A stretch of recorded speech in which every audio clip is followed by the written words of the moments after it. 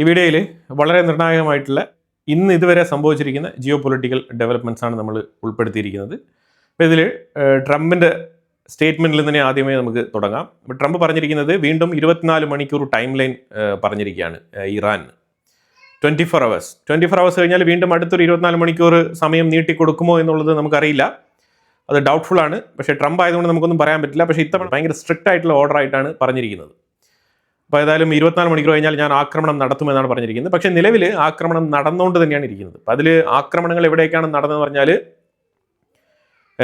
Iran പറഞ്ഞിരിക്കുന്നത് അമേരിക്കയുടെ 2 കപ്പലുകൾക്ക് നേരെ ഞങ്ങൾ ആക്രമണം നടത്തിയിട്ടുണ്ടെന്നുള്ള ക്ലെയിം ഇറാൻ ഉന്നയിക്കുന്നുണ്ട്. IRGC ഈ അമേരിക്ക ആണെന്നുണ്ടെങ്കിൽ ഇറാന്റെ IRGCയുടെ 4 കപ്പലുകൾക്കെതിരെ ഞങ്ങൾ ആക്രമണം നടത്തിയിട്ടുണ്ട്. അതിൽ ഒരു ഇറാനിയൻ പൗരന് ജീവൻ നഷ്ടപ്പെട്ടിട്ടുണ്ട് എന്നുള്ള വാർത്തയും കൂടി വരുന്നുണ്ട്. ഇത് നിലവിലെ ഇറാനും അമേരിക്കയുമായിട്ട് ബന്ധപ്പെട്ട വിഷയമാണ്. അത് കഴിഞ്ഞാൽ ഇറാൻ UAE ദുബായ് എയർപോർട്ട് ലക്ഷ്യമാക്കി ഒരു ഡ്രോൺ അറ്റംപ്റ്റ് നടത്തിയിട്ടുണ്ടായിരുന്നു. അത് ഇന്റർസെപ്റ്റ് ചെയ്യപ്പെട്ടു. പക്ഷെ എന്തായാലും തറയിൽ വീണ് അത് ജസ്റ്റ് ഒന്ന് പൊട്ടിത്തെറിച്ച് പുകപടലങ്ങൾ മൊത്തത്തിലായിട്ടുണ്ട്. അപ്പം അത്തരത്തിൽ തുടരെ ആക്രമണങ്ങൾ പല സ്ഥലങ്ങളിലും നടന്നുകൊണ്ടാണ് ഇരിക്കുന്നത്. സൈലന്റ് ആയിട്ട് ഈ വിഷയങ്ങൾ മുന്നോട്ട് പോയിക്കൊണ്ടിരിക്കുകയാണ്. പക്ഷേ മൊത്തത്തിൽ സീസ് ഫയർ നിലവിലുണ്ടോ എന്ന് വെച്ചാൽ യെസ്, സീസ് ഫയർ നിലവിലുണ്ട് എന്നൊക്കെ പറയുന്നുണ്ട്, ട്രംപ് പറയുന്നുണ്ട്. പക്ഷേ ഗ്രൗണ്ട് റിയാലിറ്റി അങ്ങോട്ടും ഇങ്ങോട്ടും ആക്രമണങ്ങൾ നടന്നുകൊണ്ട് തന്നെയാണ് ഇരിക്കുന്നത്. മറ്റേ ഓപ്പൺ ഫയർ ഇസ്രായേലിനെ ഉപയോഗിച്ച് അമേരിക്ക നടത്തിക്കൊണ്ടിരുന്ന ആക്രമണങ്ങൾ മാത്രമാണ് ഇറാനെ സംബന്ധിച്ചിടത്തോളം നിർത്തിവെച്ചിരിക്കുന്നത്. അപ്പോൾ അതായത് റിയലി സീസ് ഫയർ എന്ന് അമേരിക്ക ഉദ്ദേശിച്ചിരിക്കുന്നത് ഇസ്രായേലിനെ കൊണ്ട് ഇറാനിന് മേലിൽ നടത്തുന്ന ബോംബിംഗ് അതാണ്. പിന്നെ ഇസ്രായേലും അമേരിക്കയും ചേർന്ന് ആക്രമണങ്ങൾ നടത്തിക്കൊണ്ടിരുന്ന സമയത്തും അമേരിക്ക ഇതേ സ്വഭാവ ശൈലിയിലുള്ള ആക്രമണങ്ങൾ തന്നെയാണ് നടത്തിയിരുന്നത്. ഇറാന്റെ ഉള്ളിൽ തകൃതിയായിട്ടുള്ള ആക്രമണങ്ങൾ നടത്തിയിരുന്നത് ഇസ്രായേലാണ്. അപ്പോൾ ആ ആക്രമണമാണ് ട്രംപ് സീസ് ഫയർ എന്ന് പ്രഖ്യാപിച്ചിരിക്കുന്നത്. അതാണ് മൊത്തത്തിൽ ഇപ്പോൾ നമുക്ക് കാണുമ്പോൾ മനസ്സിലാക്കാൻ പറ്റുന്നത്. കാരണം മറ്റുള്ള ആക്രമണങ്ങളൊക്കെ തുടർച്ചയായിട്ട് നടന്നുകൊണ്ട് തന്നെയാണ് ഇരിക്കുന്നത്. IRGC ആണെന്നുണ്ടെങ്കിൽ പറഞ്ഞിരിക്കുന്നത് അമേരിക്ക എന്തിനാണ് 24 മണിക്കൂർ ടൈമൊക്കെ തരുന്നത്, ഞങ്ങൾ ഇപ്പോഴേ റെഡിയാണെന്നാണ് ഇറാന്റെ സൈഡിലുള്ള സ്റ്റേറ്റ്മെന്റ്. ഇറാന്റെ സ്പോക്സ് പേഴ്സൺ പറഞ്ഞിരിക്കുന്നത് ഞങ്ങൾ ഓൾറെഡി റെഡിയാണ്, എന്തിനും തയ്യാറാണെന്നാണ് ഇറാൻ വെല്ലുവിളി ഉയർത്തുന്നത്. ഇത് ട്രംപിന് നാണക്കേടാണ്. ശരിക്കും ഇങ്ങനെ ടൈം ലൈൻ നീട്ടി കൊടുത്തിട്ട് അവസാനം വീണ്ടും ചർച്ചകൾ, വീണ്ടും പാകിസ്ഥാനെ ഇടപെടുത്തുക, ഇത്തരത്തിലുള്ള ഒരു സൈക്ലിംഗ് പ്രോസസ്സാണ് ഇങ്ങനെ തുടർച്ചയായിട്ട് നടന്നുകൊണ്ടിരിക്കുന്നത്. അപ്പോൾ ഇന്ന് ഇറാൻ ഒരു ഭീഷണി കൂടി അവർ ഉയർത്തുന്നുണ്ട്. Under water cable, internet cable ഉണ്ടല്ലോ, ഈ കേബിൾ ഞങ്ങൾ കൺട്രോളിലെടുക്കും. ഏതെങ്കിലും സാഹചര്യത്തിൽ ഇറാന്റെ മേലുള്ള ഒരു ആക്രമണം തുടങ്ങിക്കഴിഞ്ഞാൽ ഞങ്ങൾ ആദ്യമേ തന്നെ ഈ കേബിൾ ആയിരിക്കും കട്ട് ചെയ്യുന്നതെന്നുള്ളൊരു ഭീഷണി അവർ ഉയർത്തുന്നുണ്ട്. അപ്പോൾ അമേരിക്ക ഒരു യുദ്ധത്തിന് ഇറങ്ങുമ്പോൾ ഇത്തരത്തിലുള്ള കാര്യങ്ങളൊക്കെ സെക്യൂർ ആയിട്ട് മാനേജ് ചെയ്തിട്ട് ഇതൊക്കെ നമ്മളുടെ കൺട്രോളിൽ അല്ലെങ്കിൽ കൈപ്പിടിയിൽ ഒതുക്കാൻ പറ്റും എന്നുള്ള ആ ഒരു ഉറപ്പ് വരുത്തിക്കൊണ്ട് വേണം ഈ യുദ്ധങ്ങൾക്കൊക്കെ ഇറങ്ങി പുറപ്പെടാൻ. അല്ലാന്നുണ്ടെങ്കിൽ ഇങ്ങനെ പലതരത്തിലുള്ള ഭീഷണികൾ നേരിടേണ്ടി വരും. ലെബനന്റെ ഉള്ളിൽ ഹിസ്ബുള്ളയ്ക്ക് നേരെ ഇസ്രായേൽ നടത്തുന്ന ആക്രമണം ഇമീഡിയറ്റ് ആയിട്ട് സ്റ്റോപ്പ് ചെയ്യണം എന്നാണ് പറഞ്ഞിരിക്കുന്നത്. ഇതുമായിട്ട് ബന്ധപ്പെട്ട് ഒരു നീക്കുപോക്കുകൾ ഇപ്പം നടക്കുന്നുണ്ട്. അതിലേക്ക് വരാം. എന്നാലും അമേരിക്ക ചൈനയുടെ 10 സാറ്റലൈറ്റ് ഇൻസ്റ്റിറ്റ്യൂഷൻസ് കമ്പനികൾക്ക് എതിരെ സാങ്ഷൻസ് ഏർപ്പാടാക്കിയിട്ടുണ്ട്. ചൈനയുടെ 10 സാറ്റലൈറ്റ് കമ്പനികൾക്ക് നേരെയാണ് ഈ ഉപരോധം ഏർപ്പെടുത്തിയിരിക്കുന്നത്. കഴിഞ്ഞ 24 മണിക്കൂറിൽ 0 വെസൽ ട്രാൻസ്പോർട്ടേഷനാണ് സ്ട്രേറ്റ് ഓഫ് ഹോർമൂസിലൂടെ നടന്നത്. അതായത് ഒരു വെസൽ പോലും കഴിഞ്ഞ 24 മണിക്കൂറിൽ അങ്ങോട്ടും ഇങ്ങോട്ടും പാസ് ചെയ്തിട്ടില്ല. ഇതാണ് കഴിഞ്ഞ 24 മണിക്കൂറിൽ സ്ട്രേറ്റ് ഓഫ് ഹോർമൂസിൽ നിന്ന് വന്നുകൊണ്ടിരിക്കുന്ന update. It means situation is not good. അതാണ് മനസ്സിലാക്കേണ്ടത്. ട്രംപിന്റെ അടുത്ത് മാധ്യമപ്രവർത്തകർ ചോദിക്കുന്നുണ്ട്, നിങ്ങൾ എന്തുകൊണ്ടാണ് പ്രോജക്ട് ഫ്രീഡം നിർത്തലാക്കിയത് എന്നുള്ള ചോദ്യമാണ് ഉന്നയിച്ചത്. അപ്പോഴത്തേക്കും ട്രംപ് പറഞ്ഞത് ഈ സ്ട്രേറ്റ് ഓഫ് ഹോർമൂസിൽ സ്മൂത്ത് ആയിട്ട് ട്രാൻസ്പോർട്ടേഷൻ നടന്നോട്ടെ, മറ്റുള്ള രാജ്യങ്ങളുടെ കപ്പലുകളൊക്കെ കടന്നു പൊയ്ക്കോട്ടെ എന്ന് കരുതിയാണ് ഞാൻ ഓപ്പറേഷൻ ഫ്രീഡം സ്റ്റോപ്പ് ചെയ്ത് വെച്ചത്. പക്ഷെ അത് റോങ് ആയിട്ട് ഇന്റർപ്രിറ്റ് ചെയ്യപ്പെടുന്നുണ്ട്. ഡസന്റ് മാറ്റർ, അതൊന്നും എന്നെ ബാധിക്കുന്ന വിഷയങ്ങളല്ല. പക്ഷെ ഞാൻ എടുത്ത തീരുമാനം മറ്റുള്ള രാജ്യങ്ങളുടെ ഷിപ്പെങ്കിലും കടന്നു പൊയ്ക്കോട്ടെ എന്ന് പറഞ്ഞിട്ടാണ് ഞാൻ ഈ തീരുമാനം എടുത്തത് എന്നാണ് ട്രംപ് പറഞ്ഞിരിക്കുന്നത്. ബഹ്റൈൻ 41 പേരെ അറസ്റ്റ് ചെയ്തിട്ടുണ്ട്. ഈ 41 പേരും IRGCയുമായിട്ട് ഡീപ്പ് കണക്ഷനിലുള്ള വ്യക്തികളാണ്. മീൻസ് ഇറാന് വേണ്ടിയിട്ട് ബഹ്റൈൻ്റെ ഉള്ളിൽ ചരടുവലി നടത്തുന്ന ആൾക്കാരാണ്. ഇറാന്റെ സ്പൈകൾ, അതാണ് മനസ്സിലാക്കേണ്ടത്, ചാരന്മാർ. അങ്ങനെ 41 പേരെ അറസ്റ്റ് ചെയ്തിട്ടുണ്ട്. IDF ഉദ്യോഗസ്ഥർ ഇന്ന് സിറിയയ്ക്കുള്ളിൽ ഡമസ്കസിന്റെ തൊട്ട് താഴെ താമസിക്കുന്ന ഡ്രൂസ് കമ്മ്യൂണിറ്റിയുമായിട്ട് ബന്ധപ്പെട്ട് ഒരു മീറ്റിംഗ് മാത്രമല്ല, അതൊരു സെലിബ്രേഷൻ കൂടിയായിരുന്നു. അതായത് അവിടെ ഡ്രൂസ് കമ്മ്യൂണിറ്റിയുമായിട്ട് IDF ഒരു ഒഫീഷ്യൽ ചർച്ച നടത്തിയിട്ടുണ്ട്. വിരുന്ന് സൽക്കാരത്തോടു കൂടിയുള്ള ഒരു ഒഫീഷ്യൽ ചർച്ച. ശരിക്കും പറഞ്ഞാൽ ഡ്രൂസ് കമ്മ്യൂണിറ്റിയുടെ സേഫ്റ്റിയുമായിട്ട് ബന്ധപ്പെട്ട വിഷയമാണ് അവിടെ ചർച്ചയായത്. അതേപോലെ സിറിയയിലെ അഹമ്മദ് അൽ ഷാര അയാളുടെ ബ്രദറിനെ എല്ലാ ഗവൺമെന്റ് ചുമതലകളിൽ നിന്നും നീക്കം ചെയ്യുന്നതായിട്ട് അറിയിച്ചിട്ടുണ്ട്. കാരണം ബ്രദറിന്റെ ആക്ടിവിറ്റീസ് ശരിയല്ല. കാരണം ബ്രദർ ഇപ്പം ജ്യേഷ്ഠന്റെ കസേരയ്ക്ക് ആഗ്രഹിക്കുന്നുണ്ട്. അപ്പം അതുകൊണ്ട് ബ്രദർ സെപ്പറേറ്റ് ആയിട്ട് ഒരു രാജ്യം ഭരിക്കുന്ന രീതിയിലുള്ള ഒരു നേതാവായിട്ട് അവിടെ ആക്ട് ചെയ്യുകയാണ്. അപ്പോൾ ജ്യേഷ്ഠൻ ഒരു പ്രസിഡന്റ് അവിടെ ഉള്ളപ്പോൾ തന്നെ അനിയൻ മറ്റൊരു പ്രസിഡന്റായിട്ട് അവിടെ തുടരുകയാണ്. അപ്പോൾ അങ്ങനെ ഒരു ബദൽ പ്രസിഡന്റ് വേണ്ട എന്ന് പറഞ്ഞിട്ട് അനിയനെ എല്ലാ ചുമതലകളിൽ നിന്നും നീക്കം ചെയ്യുന്നതായിട്ട് അറിയിച്ചിട്ടുണ്ട്. നോർത്തേൺ ഇസ്രായേലിന്റെ ഭാഗത്ത് ഹെസ്ബുള്ള FPV ഡ്രോണുകൾ അയച്ച് ആക്രമണം നടത്താൻ ശ്രമിച്ചിട്ടുണ്ടായിരുന്നു. അതിനെ ഇസ്രായേൽ ഇന്റർസെപ്റ്റ് ചെയ്തിട്ടുണ്ട്. ഈ FPV ഡ്രോണുകളെ ശരിക്കും വെടിവെച്ച് വീഴ്ത്തിയാണ് ചെയ്യുന്നത്. മാനുവലി അവർ വെടിവെച്ച് വീഴ്ത്തിയാണ് ചെയ്യുന്നത്. കാരണം FPV ഡ്രോണുകളെ ഇന്റർസെപ്റ്റ് ചെയ്യാൻ പറ്റാത്ത സാഹചര്യമാണ്. അത് ഒരു നിശ്ചിത ഉയരത്തിൽ വന്നെങ്കിൽ മാത്രമേ അത് ഐഡന്റിഫൈ ചെയ്യാൻ പറ്റുള്ളൂ. ഇന്റർസെപ്റ്റേഴ്സിനെ ഐഡന്റിഫൈ ചെയ്യാൻ പറ്റുള്ളൂ. അല്ലാന്നുണ്ടെങ്കിൽ ഐഡന്റിഫൈ ചെയ്യാൻ പറ്റില്ല, കോർഡിനേറ്റ്സ് കിട്ടില്ല എന്നുള്ളതാണ്. അപ്പം അങ്ങനെ ഒരു പ്രതിസന്ധി ഉണ്ട്. ഇതുമായിട്ട് ബന്ധപ്പെട്ട് നമ്മൾ ഓൾറെഡി തന്നെ എക്സ്പ്ലെയിൻ ചെയ്തിട്ടുണ്ട്. ഇസ്രായേലിന്റെ ആർമഡ് വെഹിക്കിൾസ് ഒക്കെ വല 4 ചുറ്റാകെ ഈ കൊതുകുവല പോലെ വല അടിച്ച് എക്സ്പാൻഡ് ചെയ്തിട്ടാണ് അവർ ആ ഒരു സ്പേസിലൂടെയാണ് അവർ പോകുന്നത്. കാരണം ഈ ഡ്രോൺ ഡയറക്റ്റായിട്ട് ഹിറ്റ് ചെയ്ത് കഴിഞ്ഞാൽ ആ പൊട്ടുന്ന സ്ഥലത്ത് വലിയ രീതിയിലുള്ള ആഘാതം ഉണ്ടാവും. അപ്പോൾ അതുകൊണ്ട് അത് കുറച്ച് ഡിസ്റ്റൻസിൽ, മീൻസ് ആ വലയിൽ തട്ടി കുറച്ച് ഡിസ്റ്റൻസിൽ ബ്ലാസ്റ്റ് ആയി കഴിഞ്ഞാൽ അതിൻ്റെ ഇമ്പാക്റ്റ് ഇച്ചിരി കുറവായിരിക്കും. അപ്പോൾ അങ്ങനത്തെ രീതിയിലുള്ള ടാക്ടിക്സ് ഒക്കെയാണ് ഇപ്പോൾ ഇസ്രായേൽ ഉപയോഗിക്കുന്നത്. ഓൺലി FPV ഡ്രോണുകൾ വരുമ്പോൾ മാത്രമാണ് ഈ പ്രശ്നമുള്ളത്. അമേരിക്ക ആണെന്നുണ്ടെങ്കിൽ ഇസ്രായേലിൻ്റെ അടുത്തും ലെബനൻ്റെ അടുത്തും ഒരു അർജന്റ് മീറ്റിങ്ങിന് വേണ്ടിയിട്ട് പുഷ് ചെയ്തുകൊണ്ടിരിക്കുകയാണ്. ഒരു കാര്യം മനസ്സിലാക്കണം, ഇപ്പോൾ ഇറാൻ ആണെന്നുണ്ടെങ്കിൽ ലെബനൻ്റെ മേലുള്ള യുദ്ധം നിർത്തണം എന്നാണ് പറഞ്ഞിരിക്കുന്നത്. ഇനിയിപ്പോൾ അതിനെ തുടർന്ന് ട്രംപ് അതിന് വഴങ്ങാൻ വേണ്ടിയിട്ട് ഇപ്പം ഇസ്രായേലിനെയും ലെബനനെയും വിളിച്ചു വരുത്തി ഒരു സമാധാന ചർച്ചയ്ക്ക് തുടക്കമിടുന്നതായിട്ടാണ് മനസ്സിലാക്കാൻ പറ്റുന്നത്.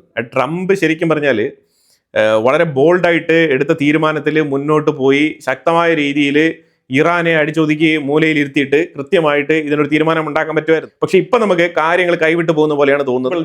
ട്രംപ് വല്ലാത്ത രീതിയിൽ ഫ്ലെക്സിബിലിറ്റി കാണിക്കുന്നു. അപ്പോൾ അങ്ങനെ ലെബനൻ്റെ മേളിൽ ഒരു താൽക്കാലികമായിട്ടൊരു സീസ് ഫയർ കൊണ്ടുവരാനുള്ള ഒരു പദ്ധതിയാണ് ട്രംപ് ഇപ്പോൾ പ്ലാൻ ചെയ്യുന്നത്. അങ്ങനെയാണ് ഇപ്പം ഈ ഇസ്രായേലിനെയും ലെബനനെയും വിളിച്ചു വരുത്തുന്നതിലൂടെ നമുക്ക് മനസ്സിലാക്കാൻ പറ്റുന്നത്. പക്ഷേ ഇസ്രായേൽ ആണെന്നുണ്ടെങ്കിൽ കൃത്യമായിട്ടുള്ള വിയോജിപ്പ്, അതായത് പാകിസ്ഥാനെ മീഡിയേറ്ററായിട്ട് നിയമിച്ചതിലുള്ള വിയോജിപ്പ് ഇസ്രായേൽ രേഖപ്പെടുത്തുന്നുണ്ട്. ഇന്ത്യയിലുള്ള ഇസ്രായേൽ എൻവോയ് വളരെ വ്യക്തമായിട്ട് ഇതിനെക്കുറിച്ചുള്ള സ്റ്റേറ്റ്മെന്റ് പറഞ്ഞിട്ടുണ്ട്. പ്രത്യേകിച്ച് ഇന്ത്യയുടെ ഓപ്പറേഷൻ സിന്ദൂർ ആനിവേഴ്സറിയുമായിട്ട് ബന്ധപ്പെട്ട്, അതുപോലെ തന്നെ ഇന്ത്യക്കുള്ളിൽ കഴിഞ്ഞ ദിവസം പിടിക്കപ്പെട്ട പാക് ISI ചാരന്മാർ ഇന്ത്യക്കുള്ളിൽ 3 സ്ഥലങ്ങളിൽ വലിയ രീതിയിലുള്ള പൊട്ടിത്തെറി ഉണ്ടാക്കാൻ വേണ്ടിയിട്ട് പ്ലാൻ ചെയ്തിരുന്ന ആ ഒരു ടീമിനെ അറസ്റ്റ് ചെയ്തിട്ടുണ്ടായിരുന്നു. അപ്പോൾ ഇതിനെയൊക്കെ തുടർന്ന് അപ്പോൾ ഇതൊക്കെ ഈ വിഷയങ്ങളൊക്കെ കൂട്ടിച്ചേർത്താണ് പുള്ളിക്കാരൻ സംസാരിച്ചത്. പാകിസ്ഥാനെ പോലത്തെ ഒരു തീവ്രവാദ രാജ്യത്തിനെ ഇത്തരത്തിലുള്ള ഒരു മീഡിയേറ്റർ ആയിട്ട് സ്വീകരിക്കാൻ ഞങ്ങൾക്ക് ബുദ്ധിമുട്ടുണ്ട് എന്നുള്ളത് വളരെ ഓപ്പൺ ആയിട്ട് വെട്ടി തുറന്ന് പറഞ്ഞിരിക്കുകയാണ് ഇസ്രായേൽ. ലെബനന്റെ ഉള്ളിൽ 3 IDF റിസർവിസ്റ്റിന് പരിക്കേറ്റിട്ടുണ്ട്. FPV ഡ്രോൺ അറ്റാക്കിലാണ് പരിക്കേറ്റത്. കഴിഞ്ഞ 36 അവേഴ്സിനുള്ളിൽ ഇസ്രായേൽ ലെബനന്റെ ഉള്ളിൽ 100 ഹെസ്ബുള്ള കേന്ദ്രങ്ങളാണ് അടിച്ചു തകർത്തത്. അത് തുരിതര അറ്റാക്ക് നടത്തിക്കൊണ്ടിരിക്കുകയാണ്. പല സ്ഥലങ്ങളിലും പൊട്ടിത്തെറികൾ സംഭവിക്കുന്നുണ്ട്. അതിൽ പ്രത്യേകിച്ച് ബെക്ക വാലി കേന്ദ്രീകരിച്ച് വലിയ രീതിയിലുള്ള ആക്രമണങ്ങൾ ഇസ്രായേൽ നടത്തിയിട്ടുണ്ട്. ബെക്ക വാലി, അതുപോലെ നോർത്ത് ഈസ്റ്റേൺ ലെബനന്റെ സൈഡിൽ അണ്ടർഗ്രൗണ്ട് പാസേജുകൾ തകർത്ത് കളഞ്ഞിട്ടുണ്ട് ഇസ്രായേൽ. അതേപോലെ സൗത്ത് ലെബനാൻ ഭാഗത്ത് അറ്റാക്ക് നടത്തിയിട്ടുണ്ട്. ബെയ്റൂത്ത് സിറ്റിയിൽ ആക്രമണങ്ങൾ നടത്തിയിട്ടുണ്ട്. അത് തുടരെ അറ്റാക്ക് നടത്തിക്കൊണ്ട് 36 മണിക്കൂറിൽ അങ്ങനെ 100 ടാർഗറ്റ്സ് ആണ് അറ്റാക്ക് ചെയ്തിരിക്കുന്നത്. ലെബനന്റെ ഉള്ളിൽ ഹിസ്ബുള്ളകൾ അത്രമാത്രം പ്രയാസത്തിലാണ്. കാരണം ഇസ്രായേൽ തലങ്ങും വിലങ്ങും അറ്റാക്ക് ചെയ്യുകയാണ്. അതുകൊണ്ടാണ് IRGC, ഈ ചെറിയ IRGC കൂട്ടത്തിനെ സംരക്ഷിക്കാൻ വേണ്ടിയിട്ട് ഇറാനിൽ നിന്നും വലിയ IRGC ഗ്രൂപ്പ് റെക്കമെൻഡ് ചെയ്യുകയാണ് ഇപ്പം ഇമീഡിയറ്റ് ആയിട്ട് ലെബനനിൽ നടക്കുന്ന യുദ്ധം അവസാനിപ്പിക്കണം എന്നുള്ള ഒരു ടേംസ് ആൻഡ് കണ്ടീഷനാണ് ഇപ്പം ട്രംപിന്റെ മുന്നിൽ അവർ ഉപാധിയായിട്ട് വെച്ചിരിക്കുന്നത്. ഇപ്പം ഇതിനു വേണ്ടിയിട്ടാണ് ട്രംപ് പെട്ടെന്ന് തന്നെ ഒരു എമർജൻസി മീറ്റിംഗ് വിളിച്ചു കൂട്ടുന്നത് ഇസ്രായേലും ലെബനനും തമ്മിൽ. പക്ഷേ ലെബനനും ഇസ്രായേലും തമ്മിൽ സംസാരിച്ചിട്ട് കാര്യമില്ല. ഇവിടെ ഹിസ്ബുള്ളയുമായിട്ടാണ് ചർച്ച നടത്തേണ്ടത്. ട്രംപ് എങ്ങനെയെങ്കിലും ഈ ഒരു യുദ്ധം അവസാനിപ്പിച്ച് കളയാമെന്ന് പറഞ്ഞിട്ട് ലെബനനിലെ ജോസഫ് ആവോനെയൊക്കെ വിളിച്ചു വരുത്തി സംസാരിച്ചിട്ട് ഒരു കാര്യമില്ല എന്നുള്ളതാണ്. അത് എല്ലാവർക്കും അറിയാം. ഇസ്രായേലിന് വേണമെങ്കിൽ ഒന്ന് ലിമിറ്റ് ചെയ്യാം അറ്റാക്ക്, പക്ഷേ ഇസ്രായേൽ ലിമിറ്റ് ചെയ്താലും ഹെസ്ബുള്ള സമ്മതിക്കില്ല എന്നുള്ളതാണ്. ഹെസ്ബുള്ള അറ്റാക്ക് നടത്തിക്കൊണ്ടിരിക്കും. ഇപ്പം IDF ഇപ്പം അറ്റാക്ക് നിർത്തുന്നുവെങ്കിൽ ജസ്റ്റ് താൽക്കാലികമായിട്ടൊന്ന് ഒരു റെസ്റ്റ് എടുക്കുന്നു, ഇല്ലെങ്കിൽ ഒരു ചെറിയ ഗ്യാപ്പ് കൊടുക്കുന്നുണ്ടെങ്കിൽ ആ ഗ്യാപ്പിൽ കയറി ഗോൾ അടിക്കാൻ ഹെസ്ബുള്ള കാത്തിരിക്കുകയാണ്.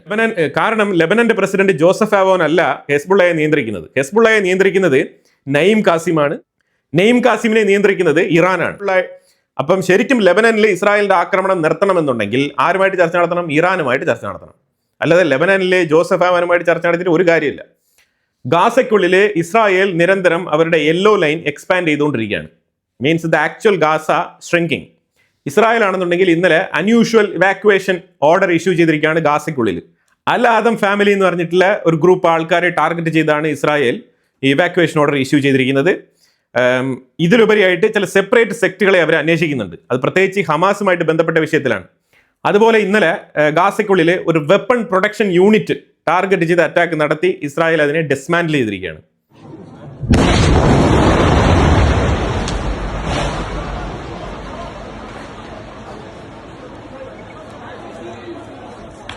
استنوا تقدموش.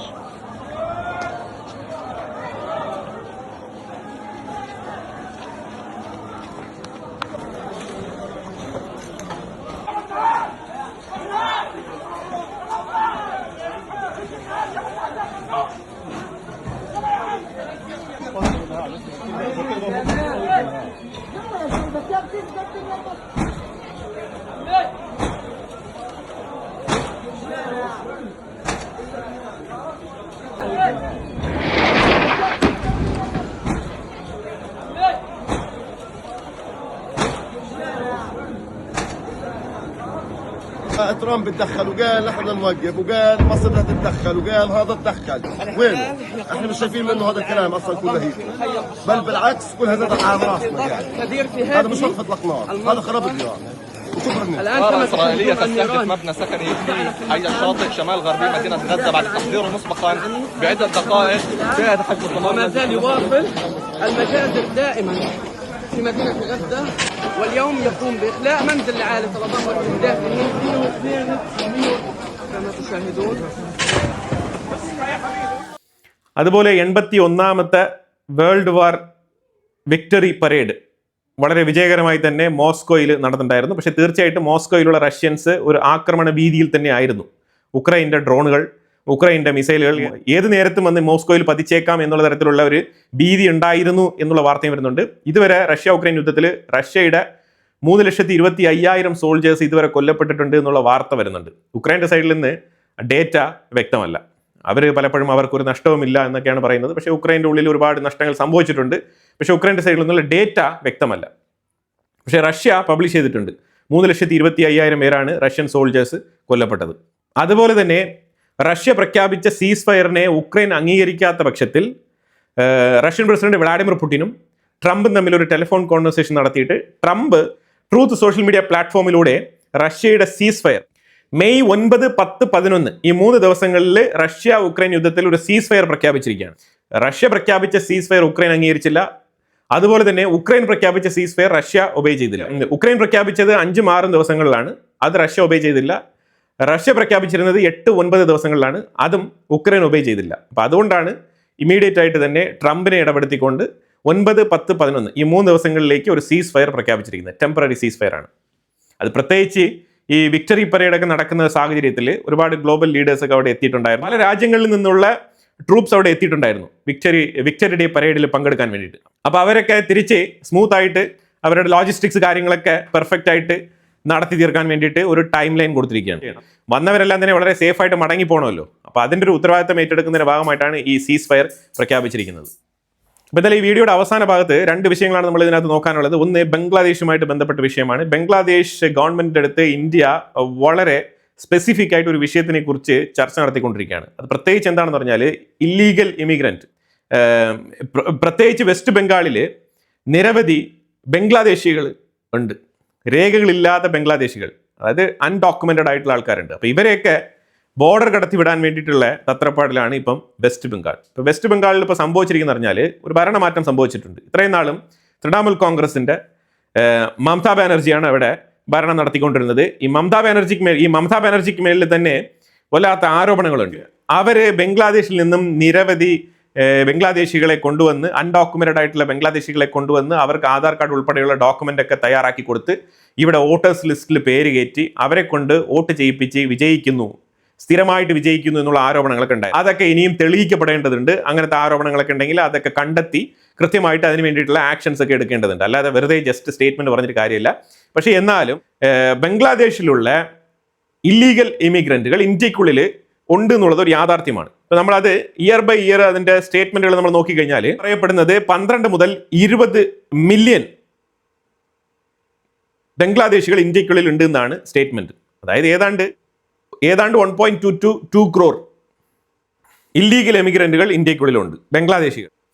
ഇത്രയും നാളും ഗവൺമെന്റ് പല സ്റ്റേറ്റുകളിൽ നിന്നും ഇവരെ തപ്പിപ്പിറക്കി അൺഡോക്യുമെന്റഡ് ആയിട്ടുള്ള ആൾക്കാരെ കണ്ടെത്തി അവരെടുത്ത് ഇന്ത്യയുമായിട്ട് ബന്ധപ്പെട്ട ചില നിർണായക ചോദ്യങ്ങൾ ഉന്നയിക്കുകയും, ഒരു ഇന്ത്യക്കാരൻ ഇന്ത്യൻ സ്കൂളിൽ പഠിക്കുമ്പോൾ ചില നിർണായക വിഷയങ്ങൾ പഠിക്കും. അപ്പോൾ അത്തരത്തിലുള്ള ചില ചോദ്യങ്ങൾ, അങ്ങനെ ഒരു ചോദ്യാവലി ഉണ്ട്. അപ്പോൾ അങ്ങനെ ഒരു ചോദ്യാവലി ഉന്നയിക്കുമ്പോഴത്തേക്കും ഇവർക്ക് ഉത്തരം പറയാൻ പറ്റില്ല.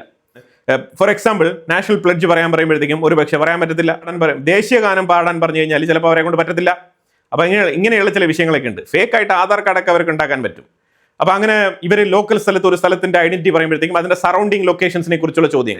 ഫോർ എക്സാമ്പിൾ ഇവരുടെ ചെറുപ്പ കാലഘട്ടത്തിൽ ഇവർ ഏത് വില്ലേജിലായിരുന്നു താമസിച്ചിരുന്നത്, അപ്പോൾ അതിനെ ചുറ്റിപ്പറ്റിയുള്ള ചില നിർണായക ചോദ്യങ്ങൾ അതിനൊക്കെ ഇവർ വീഴും. അപ്പോൾ ഇങ്ങനെയുള്ള ചില വിഷയങ്ങളൊക്കെ ഉണ്ട്. ഇല്ലീഗലായിട്ട് വരുന്നവന് ഞാൻ ഇന്ന സ്ഥലത്ത് നിന്നാണെന്ന് ജസ്റ്റ് പറയാം, പക്ഷെ അതിന്റെ സറൗണ്ടിങ് ലൊക്കേഷൻസ് ഒന്നും അറിയാൻ പറ്റണമെന്നില്ല. അപ്പോൾ അങ്ങനത്തെ ചില നിർണായക ചോദ്യങ്ങളൊക്കെ ചോദിച്ച് ഇവന്മാരെ കൊടുക്കുമ്പോഴത്തേക്ക് നമുക്ക് കൃത്യമായിട്ട് അറിയാൻ പറ്റും. അവസാനം ഇവന്മാർ അതെ സാറേ ഞാൻ ബംഗ്ലാദേശിൽ നിന്ന് വന്ന ആളാണ്, എൻ്റെ സ്ഥലം ഇതാണെന്നൊക്കെ അവന്മാർ ഇങ്ങനെ പറയും. അങ്ങനെ പറഞ്ഞു കഴിയുമ്പം യുവമാരെ ബോർഡറിൽ കൊണ്ട് BSF ഇതിന്റെ ചുമതല. BSF ആണ് ഇവരെ ബോർഡർ കടത്തി വിടേണ്ടത്, അല്ലാതെ ഇതിന്റെ ചുമതല ഇന്ത്യക്കുള്ളിൽ വേറെ ആർക്കില്ല.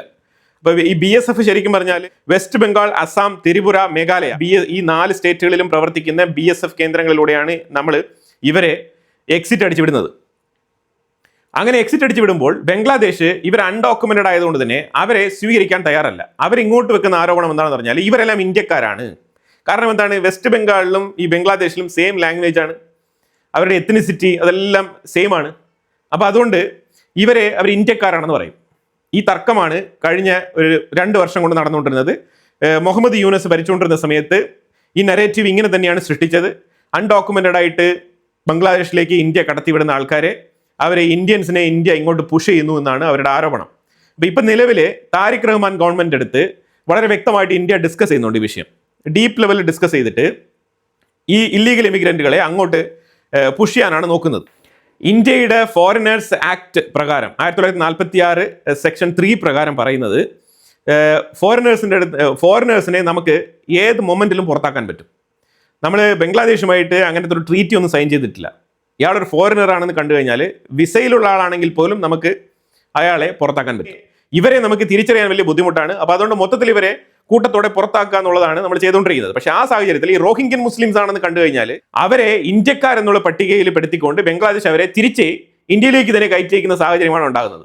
കാരണം ഇവരെ പിടിച്ച് അവിടെ അന്വേഷിക്കുമ്പോൾ അവർക്ക് മനസ്സിലാക്കാൻ പറ്റും ഇവൻ ബംഗ്ലാദേശിയാണോ അല്ലെങ്കിൽ റോഹിംഗ്യൻ ആണെന്നുള്ളത് തിരിച്ചറിഞ്ഞുകൊണ്ട് അവര് രേഖകളൊന്നും ഇല്ലാത്ത ഇവരെ ഇന്ത്യയിലേക്ക് തന്നെ മടക്കി അയക്കുന്ന സാഹചര്യമാണ് ഇപ്പം നിലനിൽക്കുന്നത്. നമ്മൾ 1971 ബംഗ്ലാദേശ് എന്ന് പറഞ്ഞൊരു സ്റ്റേറ്റ് ഇന്ദിരാഗാന്ധിയുടെ നേതൃത്വത്തിൽ ഉണ്ടാക്കി കൊടുത്തപ്പോൾ, പാകിസ്ഥാനെ അടിച്ച് തൂഫാനാക്കിക്കൊണ്ട് ഒരു പുതിയ സ്റ്റേറ്റ് രൂപീകരിച്ചപ്പോൾ 30 ലക്ഷം ബംഗ്ലാദേശികൾക്ക് ഇന്ത്യക്കുള്ളിൽ നമ്മൾ സെറ്റിൽമെന്റ് കൊടുത്തിട്ടുണ്ടായിരുന്നു.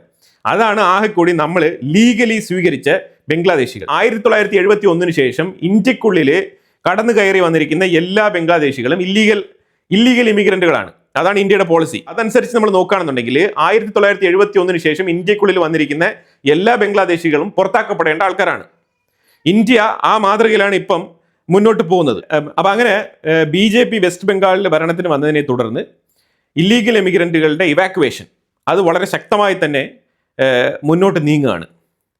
ഇനി ഒരു പോയിന്റ് എന്ന് പറഞ്ഞാൽ തമിഴ്നാട്ടിൽ ഇന്ന് TVK എന്ന് പറഞ്ഞ ആ ഒരു പാർട്ടി, വിജയുടെ പാർട്ടി ഡെസിഗ്നേറ്റ് ചെയ്യപ്പെടുകയാണ്.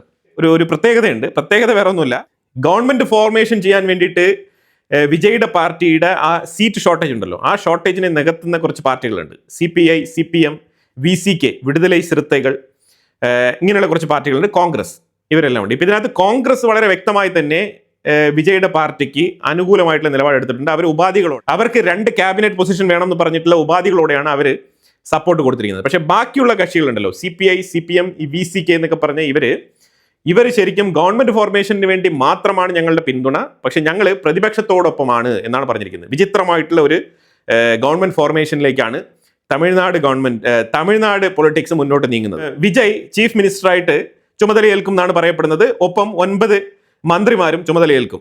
CPI, CPM, VCK ഉൾപ്പെടെയുള്ള പാർട്ടികൾ DMK-യോട് നിൽക്കുകയും അവര് ഓപ്പോസിഷൻ പാർട്ടീസ് ആണെന്ന് പറയുകയും എന്നാൽ ഗവൺമെന്റ് ഫോർമേഷന് വേണ്ടി മാത്രം സപ്പോർട്ട് വിജയുടെ പാർട്ടിക്ക് നൽകുന്നതായിട്ടാണ് പറയുന്നത്. അപ്പൊ ഇങ്ങനെ ഒരു വിചിത്രമായിട്ടുള്ള ഒരു കൂട്ടുകെട്ടിലൂടെയാണ് ചരിത്രത്തിൽ ആദ്യമായിട്ട് ഇങ്ങനെ ഒരു ഗവൺമെന്റ് ഫോർമേഷൻ നടക്കുന്നത്. ഇതിലുള്ള ഒറ്റ എയിം എന്ന് പറഞ്ഞാൽ BJP-യെ 2 കൂട്ടർക്കും താല്പര്യമില്ല. ഇപ്പം ഈ DMK-യും ADMK-യും ഒരുമിച്ച് പ്രവർത്തിക്കാം എന്ന് ഇവര് ഒരു ഘട്ടത്തിൽ ചിന്തിച്ചിരുന്നു. ഇവിടെ വിയോജിപ്പ് വന്നത് എവിടെയാണെന്ന് പറഞ്ഞാൽ ADMK-യുടെ BJP അനുകൂല നിലപാട്. അപ്പൊ അങ്ങനെയാണെന്നുണ്ടെങ്കിൽ ADMK-ക്കാണ് DMK-യെക്കാളും സീറ്റ് കൂടുതൽ. അപ്പൊ അങ്ങനെയാണെങ്കിൽ AADMK എന്ന് പറഞ്ഞ ആ പാർട്ടി റൂളിംഗ് പാർട്ടി ആയിട്ട് വന്നു കഴിഞ്ഞാൽ ലിറ്ററലി BJP ആയിരിക്കും തമിഴ്നാട് ഭരിക്കുന്നത്. അപ്പൊ അത് DMK-ക്ക് യോജിപ്പുള്ള പരിപാടിയല്ല. അപ്പൊ അതുകൊണ്ട് അത് രണ്ടും യോജിക്കാൻ പറ്റാതെ അവരുടെ പദ്ധതി പൊളിഞ്ഞത്. ഈ CPI, CPM, VCK കക്ഷികളെല്ലാം തന്നെ പേരിന് വേണ്ടിയിട്ട് DMK-യോടൊപ്പം എന്ന് പറയുന്നെങ്കിലും ഇവർ ഈ BJP വരണ്ട എന്നുള്ള രീതിയിൽ, ഒന്നെങ്കിൽ ഗവർണർ റൂൾ വരും, അല്ലാന്നുണ്ടെങ്കിൽ റീ ഇലക്ഷന് പോകണം. ഇത് രണ്ട് സംഭവിച്ചാലും BJP-ക്കും വിജയുടെ പാർട്ടിക്കുമാണ് ഗുണം ചെയ്യുന്നത്. അപ്പൊ അതുകൊണ്ട് ഒരു കാരണവശാലും BJP-യുടെ ഇൻഫ്ലുവൻസ് അവിടെ വരാൻ പാടില്ല എന്നുള്ളൊരു തീരുമാനത്തിലാണ് ഇപ്പൊ തമിഴ്നാടിന്റെ പൊളിറ്റിക്സ് മുന്നോട്ട് നീങ്ങുന്നത്. അപ്പോൾ എന്തായാലും വളരെ നിർണായകമായിട്ടുള്ള വാർത്തകളാണ് നമ്മൾ ഈ വീഡിയോയിൽ പങ്കുവച്ചത്. ഇതിനെക്കുറിച്ചുള്ള അഭിപ്രായങ്ങൾ കമന്റ് ബോക്സിൽ രേഖപ്പെടുത്തുക. കൂടുതൽ വാർത്തകളുമായിട്ട് അടുത്ത വീഡിയോയിൽ വരാം. Thank you so much.